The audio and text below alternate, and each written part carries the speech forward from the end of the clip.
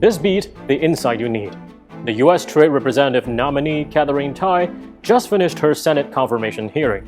At the hearing, the U.S. Trade Czar candidate said she wants to adopt a labor-centric trade approach when negotiating with trade partners like China.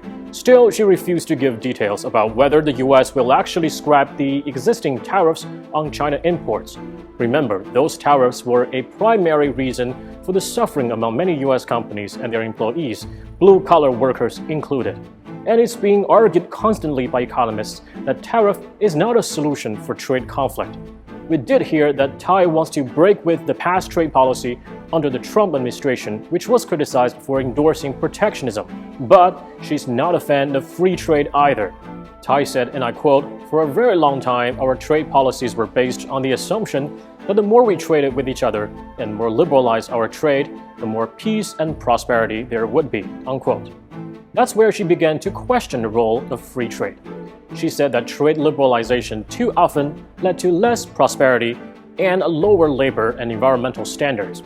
Whether that's a fair comment or not, Tai rejected to return to the world's biggest free trade deal, the 11-country Trans-Pacific Partnership, or TPP. She implied that the deal no longer brings the U.S. enough benefit.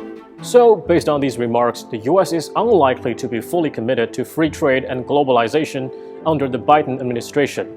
It will probably be a less nationalistic version of America First, with more room for negotiations and competitions.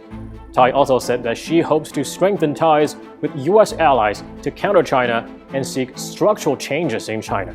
But it would be difficult, as some of the U.S. allies have been rebuilding their trade ties with China, so we have reasons to believe that with Tai at the helm of the USTR, some of the U.S.'s allies would be forced to take sides, like what they experienced when it comes to Huawei, 5G, and foreign investment issues. China's stance has been clear and consistent. It welcomes healthy competition and deeper cooperation with the U.S., but opposes suppression and bullying if the U.S.'s China policy goes too far. Interestingly, Tai said at the hearing that she now sees China as both a rival and a partner whose cooperation is what the U.S. needs to tackle global challenges. That means she will need to come up with mutually beneficial trade arrangements in the first place for China to cooperate on global issues.